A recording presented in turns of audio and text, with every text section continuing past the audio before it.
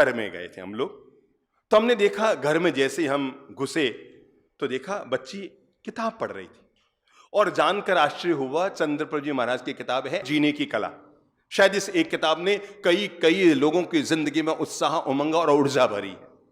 तो मैंने देखा वो बच्ची उस किताब को लिए बैठी थी। मुझे बड़ा अच्छा भी लगा कि 12 साल की बच्ची, और दोपहर में हम घर पर गए हैं तो किताब पढ़ रही है। 10 कदम हम आगे गए तो मां भी आगे बैठी थी, और जानकर आश्चर्य हुआ उसकी मां भी हमारी ही किताब पढ़ रही थी, और वो भी किताब पढ़ रही थी। तो मैंने बहन जी से पूछा, मैंने कहा बहन जी आपके तो बहुत जोरदार बात है, आप दोपहर में किताब पढ़ती है हमारी। कहा बाप जी बच्चे कहा हुआ कहाँ मानते हैं आजकल। क्या कहा, अब सुनिएगा उसकी लाइन। बाप जी बच्चे आजकल कहा हुआ कहाँ मानते हैं, कुछ भी कह दो बच्चे कहना ही नहीं मानते हैं। इसलिए मैंने कहना बंद कर दिया, अब करना शुरू कर दिया है। मैं किताब पढ़ूंगी तो मेरा बच्चा अपने आप अच्छी किताब पढ़ेगा।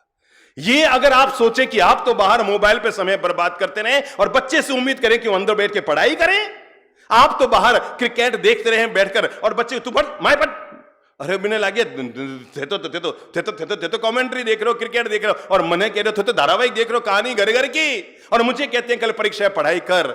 मेरे भाई बच्चे कहना नहीं मानते, बच्चे किया हुआ मानते हैं। और उस महिला ने जीवन का पाठ पढ़ाया। बाप जी मैं रोज 1 घंटा अच्छी किताब आपकी पढ़ती हूं, इस शुभ भावना के साथ कि मेरे बच्चों को मैं कहूंगी बार बार पढ़ने का तो वो नहीं पढ़ेंगे। पर बाप जी ताज्जुब की बात बताऊं, शुरुआत में तो मेरे बच्चे मुझे यूं ही देखते थे, पर आज धीरे धीरे महीना 2 महीना हो गया जब मैं आपकी किताबें पढ़ रही हूं, और मैं देख रही हूं विगत 4-5 दिन से मेरे बच्चे भी आपकी किताबें ले लेके पढ़ने लग गए हैं।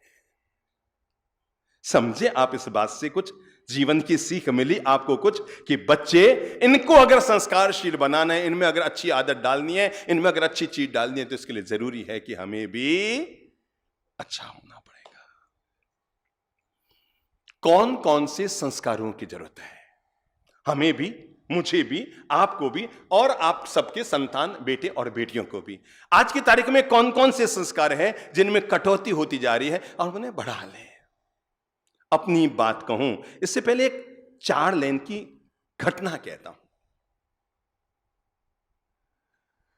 और घटना इतनी सी है कि एक बार कुएं से 4-5 महिलाएं घड़ों में पानी भरकर अपने घर की तरफ जा रही थी। सबके कंधों पर बड़े बड़े घड़े रखे हुए थे, किसी ने सिर पर, किसी ने कंधे पर उठाया हुआ था। 4 महिलाओं के कंधे पर पानी का घड़ा था। एक बूढ़ी महिला पीछे पीछे यूं ही चल रही थी। अब खाली महिलाएं चल रही है तो क्या करेंगे, बतियाना शुरू करेंगे। भाई बातें करा आप, और तो कहीं करा तो मारो बेटो, अरे बहुत बड़ो पैसा कमाए, आजकल मुंबई गए न घना पैसा कमाया न मोटो अमीर बन गयो। आजकल वो हवाई जहाज से आवे, ट्रेन व्रेन में तो आवी को नहीं, जद भी आवे गांव हवाई जहाज में आवे न कार्य लेने आवे। और मारो बेटो तो बहुत धनवान है, कहीं बहुत धनवान हो गयो, मारो बेटा तो बहुत धनवान हो गयो। और संयोग की बात तभी एक अच्छी सी बड़ी सी कार आई, धूल उड़ाती हुई, करीबन 60 लाख की कार आई, मर्सिडीज कार आई, और वो बेटा आया और कार रुकी। माँ कैसे हो, अरे हाँ बेटा, हाँ बेटा, हाँ। बेटा नीचे उतरा, माँ ने कहा बेटा एक काम करनी, ओ घड़ो घरे ले जा, थकी हूं मैं, कुएं से लेने आई हूं, घड़े ले जा। ओहो मम्मा आपको कितनी बार बोला यार 4 आदमी रख लो घर में, 2 नौकर रख लो, ये मैं अब पानी का घड़ा ले जाता हूं अच्छा लगूंगा। आप तो खुद सुधरते हो और मुझे कहते हैं पानी का घड़ा, मुझसे ये सब नहीं होगा मम्मी, मैं तो जा रहा हूं। मेरा बेटा बड़ा धनवान है, लेकर निकल गया कार आगे। तभी दूसरी महिला अपने बेटे का गौरव गाने लगी। उसने कहा मेरा बेटा बड़ा पहलवान है, कुश्तियां लड़ता है, कुश्तियां, अखबारों में फोटो आते हैं उसके, पेपर में फोटो आते हैं, टीवी में नाम आता है उसका। और इतने सारे घर में सोने के पदक लेकर आया है, गोल्ड मेडल लेकर आया है घर में। हमारे तो घर की सारी खूंटियां किससे टंगी हुई है, गोल्ड मेडल से भरी हुई है। मारो बेटा तो बड़ा मोटा पहलवान है, और इतने में वो 140 किलो का कुश्ती खेलने वाला पहलवान बेटा वहां से आता है। माँ फिर उसे कहती है बेटा और थोड़ा घड़ो ले जा मारो। बेटा फिर कहता है मम्मी मैं इसलिए पहलवान बना हूं, इसलिए नाम कमाए कि तुम्हारे घड़े उठाता रहूं, मेरी इज्जत पानी में मिलाएगी, मैं तो, मुझसे ये तुम्हारे घड़े वड़े नहीं उठते, मैं तो पहलवान हूं, कुश्तियां खेलता हूं, कुश्तियां। ठीक है, पहली मां का भी चेहरा लटक गया। किस वाली मां का, धनवान वाले बेटे की मां का। फिर किसका लटका, पहलवान। अब तीसरी बोली, मारो बेटो विद्वान है विद्वान। अरे जहां वो बोलता है उसको सुनने के लिए हजारों लोग टीवी में आते हैं ना, उसके लेक्चर मोबाइल में आते हैं, टीवी में आते हैं, घणो मोटो नाम कमाया, अखबारों में उसके लिए कितना नाम आता है, कितनी मालाएं, कितना सम्मान उसको दिया जाता है, और ये कितनी यूनिवर्सिटियों ने उसको सम्मान दिया है, मारो बेटो दुनिया रो सबसे बड़ा विद्वान। और संयोग की बात ये बनी कि वो भी उधर ही आ गया। और तब उस तीसरी माँ ने कहा, बेटा ले और पानी रो घड़ो ले जाऊं, थग्गी बेटा ले जा। तब विद्वान ने कहा, माँ थने पते मारो कितो मोटो नाम चले, अरे कल कोई मुझे घड़ा उठाए हुए मोबाइल से मेरा फोटो खींच लेगा तो मेरी कितनी बेइज्जत होगी। मुझसे तुम्हारे घड़े वड़े नहीं उड़ते हैं मम्मी, हैं? मुझसे तुम्हारे घड़े, एक आदमी रख लो वो तुम्हारा काम कर लेगा, मैं अब कोई घड़े उठाऊंगा तुम्हारे। अब तीसरी का भी चेहरा कहीं बोले बेटा ने, टाबरा ने कहीं बोले, टाबर तो दिक्कत ही होने लग गई है। पहले लोग बड़े होने पर बड़े होते थे, अब लोग बहुत जल्दी बड़े होने लग गए हैं। बड़े बड़े बने कि नहीं बने पर बच्चे जरूर बड़े बन गए हैं। पहले पता है 50 साल में और अब में क्या फर्क आया? इतना सा फर्क आया है, पहले जब विवाह होता था तो बहुएं डरती थी, पता नहीं केड़ी सासू मिलेला, पता नहीं केड़ी सासू मिलेला, पता नहीं केड़ी सासू मिलेला, डरती थी ना, पता नहीं केड़ी सासू मिली, पता नहीं केड़ी सासू मिली। जमाने ने करवट ये बदली है। बोलो बोलो बोलो बोलो बोलो बोलो, जोर से बोलो, जोर से बोलो, हैं? अब डरने की बारी किसकी हो गई है? अब सासू डरती है, पता नहीं केड़ी बहू वाला, पता नहीं केड़ी बहू वाला, पता नहीं केड़ी बहू वाला। मैं आपको बताना चाह रहा हूं, अब बच्चे बहुत जल्दी बड़े होने लग गए हैं। बड़े होने नहीं लग गए, अपने आप को बड़ा मानने लग गए हैं। पिताजी तो अब उनको भोले लगते हैं, औड लगते हैं, उनकी बातें लगती है पुरानी जमाने। आप पापा जी आपको समझते तो है नहीं, लगभग हर पिता ने अपने बच्चे के मुंह से बात सुनी होगी, मम्मी आप समझते नहीं हो, पापा आप समझते नहीं हो, सुना होगा, हर किसी ने सुना होगा। मैं कई बार सोचा करता हूं, अरे जिसको दूध पीना अपन ने सिखाया, जिसको पानी पीना अपन ने सिखाया, जिसको अंगुली पकड़ के चलना जिसने सिखाया, जिंदगी जीना जिसने सिखाया, अरे मेरे भाई जिसने 1000 बार तुम्हारे लैट्रिन और सुसु से सने हुए कपड़ों को साफ किया, इंसान की कितनी मूर्खता होती है, उन्हीं माँ बाप को अपने सामने मुंह से बोल देता है, पापा आप नहीं समझते हो, मम्मी आप नहीं समझते हो। जिसने बोलना सिखाया, ये बच्चे उन्हीं को चुप रहना सिखा देते हैं। जिंदगी करवट लेती है। इसलिए बड़ा होना तो अच्छी बात है, पर दुर्भाग्य है कि अब लोग बड़ा मानने लग गए हैं खुद को। मैं 5 किताबें क्या पढ़ लेते हैं और 4 रुपये क्या कमाने लग जाते हैं, अपने आप को बाप का भी बाप मानने लग जाते हैं। तीनों के चेहरे लटक गए। चौथी महिला तो बेचारी चुपचाप चल रही थी, उसे पता था कि न तो उसका बेटा धनवान है, न विद्वान है, और न ही पहलवान है। अब मैं कौन सी बात करूं? वो बेचारी चुपचाप सहमी सहमी चल रही थी कि मैं क्या तारीफ करूं। इतने में देखा उसका भोला भाला बेटा जो गांव में रहता था, सीधा साधा, ज्यादा पढ़ा लिखा भी नहीं था, ज्यादा पैसा भी नहीं कमाता, गांव में जो छोटी मोटी कमाई हो रही थी कर रहा था। वो बच्चा सामने आया, 25 साल का बच्चा, और आते ही मम्मी को उल्हाना देते हो बोला, माँ आपको कितनी बार कहा है, अब आप उम्र वाले हो गए, हम बच्चे बड़े हो गए, आप कंधे पर सिर पर पानी ढोके लाए, अच्छा लगता है क्या? दो मुझे दो मुझे दो। और ये कहते हुए उसने माँ के सिर पर रखे हुए घड़े को छीन लिया और अपने कंधे पर लेकर तेज गति से आगे रवाना हो गया। पीछे जो बुढ़िया महिला चल रही थी, उसने चारों से कहा, भाई 1 मिनट तो रुको, मुझे कुछ बात कहनी है। कि क्या माँ जी? कि बहनों मुझे एक बात ये कहनी है, तुम में से एक का बेटा तो पहलवान है, चेहरा लटका कर चला गया, तुम में से एक का बेटा धनवान है, उसने भी चेहरा तुम्हारा लटका दिया, तुम में से एक का बेटा विद्वान है, उसने भी तुम्हारा चेहरा लटका दिया। अरे मेरी अच्छी बहनों, सबसे किस्मत वाली ये चौथी महिला है जिसका बेटा संस्कारवान है। इसके पास क्या है? इसके पास कौन सी दौलत है? इसके पास कौन सी संपत्ति है? इसके बेटे की खासियत पहलवान, विद्वान और धनवान नहीं है, इसके बेटे की खासियत संस्कारवान है। एक बार आंख बंद करके कल्पना करो, एक आदमी को बहुत सुंदर और संपन्न बच्चे मिले हैं और एक आदमी को बहुत संस्कारशील बच्चे मिले हैं। मुझे इतना सा बता दो, किसका बुढ़ापा सुखी होगा? बोलो, सब बोलो। अगर आप चाहते हैं कि आपका बुढ़ापा सुखी हो तो अपने बच्चों को केवल कार मत दो, दे सकते हैं तो कार से पहले संस्कार दो। इसलिए हमने पूरे देश में नारा दिया था, कार बाद में हो, संस्कार पहले हो। कार से पहले दीजिए संस्कार। फिर से बोल लो, कार से पहले दीजिए। ऐसे लटक कर बोलेंगे, हाथ खड़ा करके, कार से पहले, कार से पहले, कार से पहले। हाँ, और जिसके पास होती है संस्कार, उसकी सही रास्ते चलती है घर की हमेशा कार। कौन कौन से संस्कारों की जरूरत होती है? अगर पहला संस्कार आप अपनी जिंदगी में, अपने बच्चों की जिंदगी में डालना चाहें, मैं फिर बात दोहरा दूं, बच्चे वही करते हैं जो हम करते हैं। इसलिए बच्चों का भविष्य वही बनता है जो हमारा वर्तमान होता है। बच्चे तो गीली मिट्टी की तरह है। क्या है? बच्चे तो गीली मिट्टी की तरह है, आपके हाथ में है। आप चाहें तो उसे चीलम बना दें, आप चाहें तो उसे सुराही बना दें। फर्क समझ गए? बच्चे तो गीली मिट्टी की तरह है। कुम्हार तय करता है कि इस मिट्टी को ढालते समय उसकी मनोदशाएं क्या होती है, उसका संकल्प क्या होता है, उसकी सोच क्या होती है, उसकी मानसिकता क्या होती है कि मैं इसको क्या स्वरूप देना चाहता हूं। और जब वो दिमाग में ले लेता है कि मुझे इसे सुराही बनाना है, तो एक दिन वो सबके कंठ को शीतल करने वाली सुराही, सुराही समझते ना? पुराने जमाने में एक छोटा घड़ा होता था जिसके आगे मुंह होता था। यात्राओं में मुंह बांधकर ठंडा पानी पीने के लिए ले जाते थे, याद है ना? सुराही। और शायद जिन लोगों ने सुराही का मतलब समझ लिया, वो चीलम का मतलब भी समझते हैं। जो पुराने जमाने के लोग सुराही का मतलब समझ चुके हैं, वो चिलम का मतलब भी जान गए हैं। तो हमारे हाथ में है, हम अपने बच्चे के भविष्य को, एक कुम्हार मिट्टी को चाहे तो चिलम बना सकता है, मिट्टी को चाहे तो मंगल कलश बना सकता है। फैसला हमें करना है।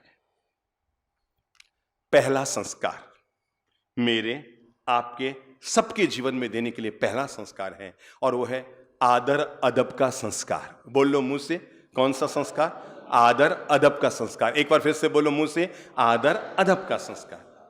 जैसे ये बहन जी बैठी है, खड़े होइए। खड़े होइए। अब शायद वो महिला है जिनके सास भी है और बहू भी है, ठीक है ना? आप दो पाट के बीच में है, ठीक है? दो पाटन के बीच में साबत बचाना, कोई फंसती रहती है। इच्छा तो होती है सासू मां के सामने बोल भी जाऊं, फिर लगता है नहीं मैं बोली तो वो भी मेरे सामने बोलेगी, तो कुछ चाहते हुए भी बोल नहीं पाती है। चलो मैं आपसे पूछूं, आपके सास भी है, आपके बहू भी है। अगर आपकी सास जमीन पर बैठी है सामायिक लेकर, और आप खाना खाने के लिए कुर्सी पर बैठ गई है, तो आप क्या उम्मीद करती है कि आपके बहू आगे जाके क्या करेगी? वो भी ऐसे ही करेगी। अगर आप चाहते हैं कि आपकी बहू जब आप जमीन पर बैठी हो तो जमीन पर बैठे, तो आपको क्या करना पड़ेगा? बस। बड़ों की आदर अदब केवल बड़ों की नहीं, हमारे भविष्य की व्यवस्था है। क्या है? भविष्य की। आप अगर अपने सासू मां की सेवा कर रहे हैं तो ये मत सोचना आप उनकी सेवा कर रहे हैं। सच्चाई है कि अपनी सेवा करवाने का बंदोबस्त कर रहे हैं, क्योंकि बड़ी बहू काढ़े कार और छोटी बहू उसके ला। अब तो सुनिए नहीं, मारवाड़ी में, जोधपुर में भी चलती होगी नहीं, बड़ी बहू काढ़े कार, कि बड़े जिस पर चलेंगे छोटे उसी पर आएंगे। अरे सीधा साधा समझो ना, पानी यहां भरा हुआ है, आपने मिट्टी में यूं अंगुली खींची, अब पीछे का पानी किधर आएगा? उधर ही आएगा। आप अपनी बहू से जो जो उम्मीद करते हैं, आपको कुछ नहीं करना है। उन उम्मीदों पर आप बहू बनकर खरे उतरते रहिए, आपकी बहू भी खरी उतरेगी, तय मानकर चलिए। तो पहला संस्कार जो घर का होता है, आदर अदब का संस्कार। घर में अगर कोई मेहमान आए तो बच्चों को सीख दो, बेटा चाचा जी आए इनके पास बैठो।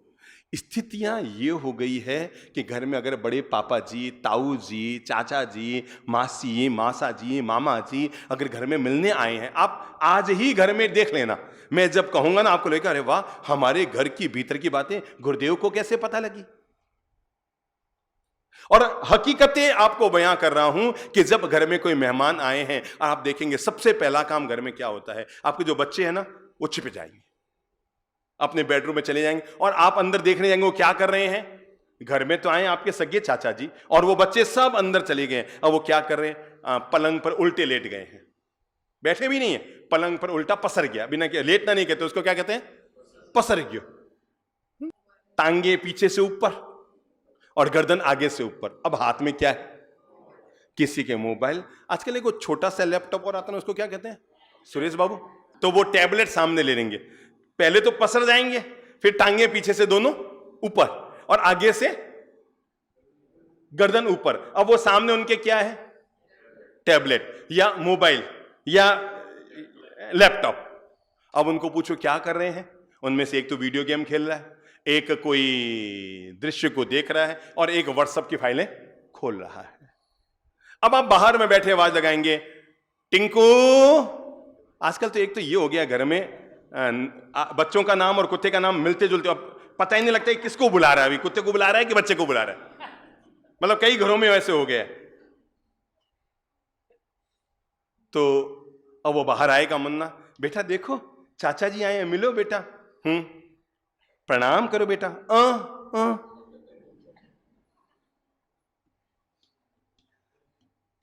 ये मैं एक्सरे कर रहा हूं आपके घर का।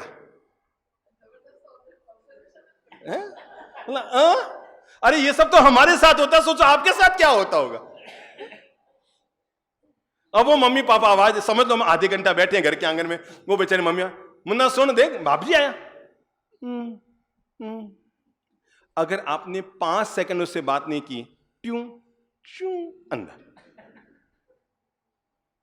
फिर आप आवाज देंगे 15 मिनट बाद, अरे टिंकू हाँ क्या है, अभी तो आया था ना।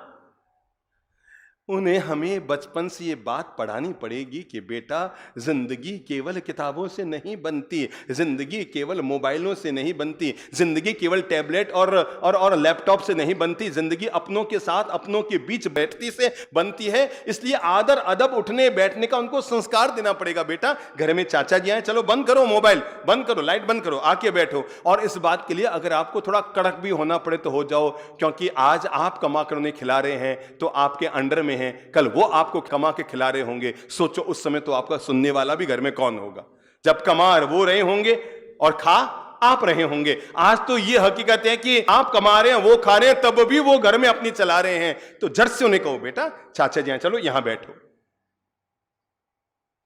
हम एक घर में थे, अमीर घर में, 150 लोग इकट्ठे थे। यूं ही बातों बातों हमने पूछा, मैंने कहा टाबर वाबर ऊपर है। तो दादा ने आवाज लगाई, बेटा नीचे आ। वो फिर नहीं आया। दादा ने फिर अपने स्टाफ को कहा, मुन्ने नीचे ले रहा। वो नीचे आया और हमने देखा हम सब लोग जमीन पर बैठे हैं, सत्संग कर रहे हैं। उनके दादा पिता, मम्मी पापा, दादी और बड़े पापा सब बैठे हैं।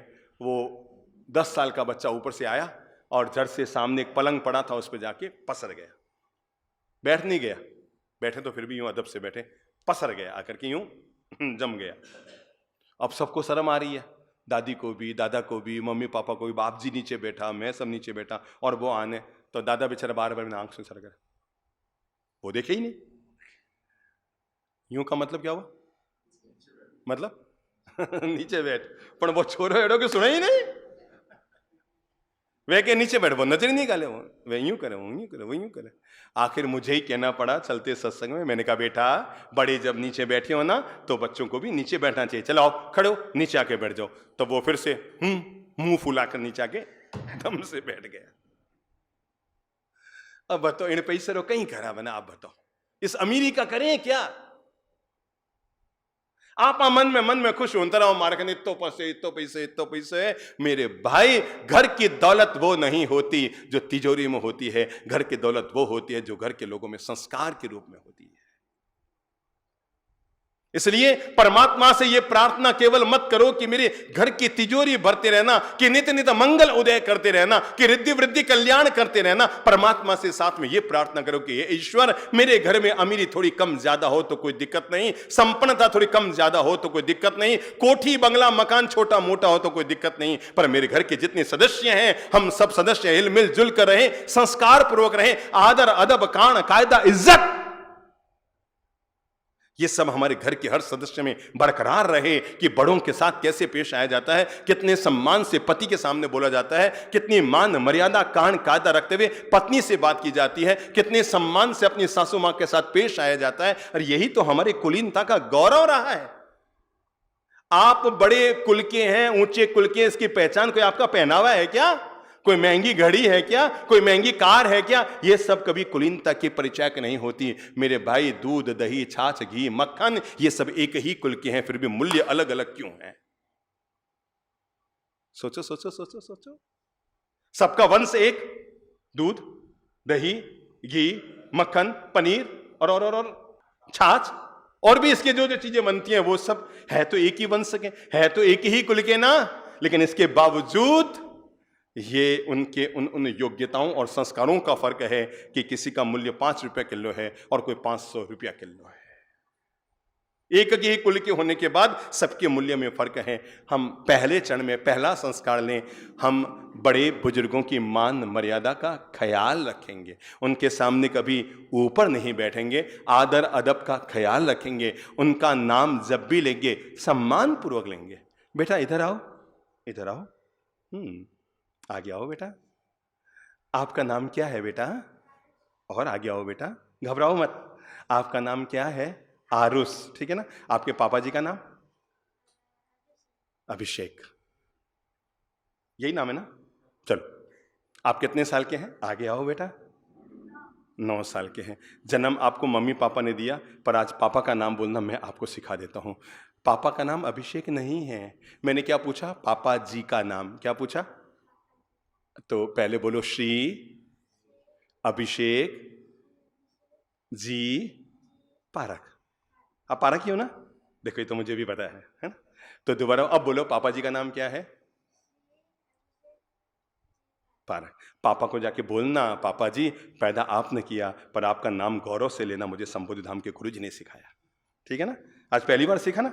मैं ये बताना चाहता हूं, जिन बच्चों की पढ़ाई पर हमने अब तक 10-10, 20-20 लाख रुपए खर्च कर दिए, कितने? 10-10, 20-20 लाख रुपए खर्च कर दिए। अभी बात तो यहां से शुरू हो रही है कि उनको आदर के साथ पिता और माता का नाम लेना भी वे स्कूलें नहीं सिखा पाई, जहां पर आपने केवल बस का किराया और वहां के क्या नाम फीस के रूप में आप तक न करते 5 लाख तो खर्च कर दिया उसको। 5 तो पक्का। पहले जितने रुपया में आदमी सीए करता इतने में तो मैं प्रेप भी नहीं हुए। अब बात तो पक्की है सुरेश बाबू, पहले जितने धन में आप लोगों ने सीए किया होगा या जो भी पास किया होगा, 10,000 में सीए किया, सीए, अच्छा सीए तक पहुंच गए। वो कहते हैं 10,000 में तो सीए तक पहुंच गए, अब 10,000 में तो प्रेप तक भी नहीं पहुंचेगा बच्चा, घर से बाहर भी नहीं निकल पाएगा, स्कूल में वो भी नहीं होगा, क्या कहते हैं एडमिशन भी नहीं होगा उसका। तो अब पिताजी का नाम बोलो, श्री, जोर से बोलो, जी पारक। और मम्मी का नाम? श्री, फंस गयो फिर। बताओ वो कहीं करिए ने टाबरा ने, बताओ आपने 9 साल 7 साल 6 साल तक इनको स्कूलों में भेजकर पिता का नाम भी नहीं सिखाया। आप इन्हें केवल एक बार यहां संबोधि धाम में होने वाले बच्चों के कैंप में भेज दिया होता तो आज ये अपने पिता का नाम सम्मान पूर्वक बोलना सीखा हुआ होता, क्योंकि यहां की पहली सीख है मिठाई में घी। बोल लो, मिठाई में घी, और पिता के नाम के साथ जी जायका और स्वाद बढ़ा देता है। मिठाई में क्या हो? बोलो बोलो, घी। मिठाई में खरो घी और पिता रे नाम रे साथ जी। तो मारो नाम कहीं है? श्रीमती आयुषा जी पारक। और दादी सारा नाम? जी पारक। मैं इस बच्चे के माध्यम से इस प्रवचन को देश भर में कम से कम 50 लाख लोग सुनेंगे, और मैं उस हर परिवार को ये प्रेरित करना चाहूंगा, मेरे भाई शिक्षा की जवाबदारी स्कूलों पर छोड़ दो, जॉब की जवाबदारी कंपनियों पर छोड़ दो, पर प्लीज संस्कारों की जवाबदारी आप खुद उठाए रखो। ये दुनिया में कोई स्कूल नहीं देगी, और अगर संस्कारों की कमी रह गई तो स्कूल का कुछ नहीं बिगड़ेगा, जो बिगड़ेगा आपका बिगड़ेगा। स्कूलों को तो पूरी फीस मिल चुकी है, उनका क्या बिगड़ेगा? इस बच्चे को मैंने प्रतीकात्मक खड़ा किया है और लाखों लोग इस प्रवचन को सुनेंगे, और मैं सुनने वाले हर व्यक्ति से कहना चाहूंगा, इस बच्चे को प्रतीक मानकर आज से आप सजग हो जाएं। हम अपने घर के कान कायदा आदर अदब के बारे में, भले ही वो इंग्लिश मीडियम स्कूल में गए हों, वहां पढ़ाने के साथ पहली शर्त डाल दो, साहब ये हमारा बच्चा अपने पिता का नाम जी और श्री के साथ लेगा। अगर ये शर्त मंजूर हो तो हमारा बच्चा आपकी स्कूल में, नहीं तो दुनिया में बहुत स्कूल हैं। कोई राम जी, कृष्ण भगवान जी कोई अनपढ़ तो नहीं रह गए थे ना, इंग्लिश स्कूलों में गए बगैर महाज्ञानी बन गए थे ना। तो उनके पहली शर्त डालो, साहब हमारा बच्चा आपके स्कूल में आएगा तो कम से कम उसे माता पिता का नाम तो अदब से आदर से बोलना सिखा दो, जी के साथ, श्री के साथ, आदर अदब के साथ। मैंने कहा पहला संस्कार, और वो है आदर। बोलो, सब बोलो मुंह से, ताकि आप कल से सुबह अपने घर में डालना शुरू कर सकें, और वो है आदर अदब का संस्कार। बड़े अगर नीचे बैठे हों तो हमें उनके सामने ऊपर कुर्सी पर नहीं बैठना चाहिए। बड़े अगर पालथी मार कर बैठे हों तो बच्चों को सिखाओ कि हमें अपना पांव ऊपर रखकर नहीं बैठना चाहिए, ये बड़ों का अपमान होता है। बच्चों को सिखाओ कि बेटा अगर बड़े किसी भी बात को बोले तो उनके आदर अदब का ख्याल रखना चाहिए, उनको नेगलेक्ट घर में नहीं करना चाहिए। बच्चों को सिखाओ कि बेटा अगर पापा दुकान से, ऑफिस से, फैक्ट्री से शाम को घर पर आए हैं, वो सुबह 8 बजे गए, शाम को 8 बजे घर आ रहे हैं, और आपको कार की आवाज से पता लग गया है कि बाहर पापा जी आए हैं, तो घर में बैठे मत रहिए, घर में पसरे मत रहिए। आप खुद जाइए बच्चों के, बेटा पापा जी हैं, चलो गेट पे चलो, और उनके सम्मान में दरवाजे पर जाइए। उनको एहसास हो कि घर में मेरी इंतजारी चल रही थी। और इतना ही नहीं, बाहर दरवाजे पर जाकर उनके हाथ में अगर सूटकेस है, उनके हाथ में अगर बैग है या जो भी थैला है, अपने हाथ में लीजिए, पधारो पापा जी, विराजो पापा जी, पधारो सा। आदमी को एहसास हो मैं 12 घंटा से घर में आया हूं, और हालत यह है आदमी 8 बजे जाता है, वापस 8 बजे घर में आता है, और शाम को घर में देखता है कोई उसको इंतजारी करने वाला नहीं, कोई दरवाजे पर मिलने वाला नहीं, कोई उसके लिए मुस्कुराने वाला नहीं। सब अपने अपने मोबाइलों में, टीवी में, लैपटॉप में, किचन में, सब अपने अपने कामों में व्यस्त है। आदमी सोचता है मैं घर पे था तो भी ऐसा ही हूं, और फैक्ट्री में था तो भी ऐसा ही हूं। ये आदर अदब के संस्कार बच्चों में हो कि बेटा पापा जी आए, दौड़ के जाओ, दरवाजे पे जाओ, पापा जी आए, जाओ दरवाजे पे पांव छुओ, पधारो पापा जी, स्वागत है, मैं आपने इंतजारी कर रहा था, हाथ में सूटकेस लो, अंदर आओ, सम्मान पूर्वक उन्हें बैठाओ, और खिसक मत जाओ। 2 मिनट के बाद एक गिलास पानी लाकर में उनके हाथ में दो। ये घर के कान कायदा मर्यादा व्यवस्था होती है। अगर बच्चा पिता के सामने बोल रहा है तो मैं माताओं से कहूंगा वो बच्चे का पक्ष ना लें, और उनके सामने अपने पति से ना कहे, भले ही ठीक कह रहा है कि नहीं कह रहा है, पर बच्चे को सिखाओ बेटा ऊंचे घराने के बच्चे, ऊंचे गुण कायदे के बच्चे अपने माता पिता के सामने जबान नहीं चलाते, आंख नीची करके बात करते। बाप ने डांटा, बेटी की नजर नीची रह गई, समझ लो बाजी जीत गए। और बाप ने डांटा और बेटा भी सामने बोल पड़ा, समझ लो पूरे जीवन की बाजी हार गए। बस अगर एक पिता ने अपने 22 साल के बेटे को 2 टेढ़े शब्द कह दिए, 25 साल के बेटे को, 26 साल के बेटे को 4 टेढ़े शब्द कह दिए, तब भी बेटे की नजरें अगर नीची रह गई, सॉरी पापा जी, तो मान लो कि आपने जीवन की बाजी जीत ली। और अगर आपके बोलते के साथ बेटा आप पे बरस पड़ा, पापा जी आप समझते क्या हो, आप तो हर समय ये करते हो, समझ लो आप जीवन की बाजी हार गए।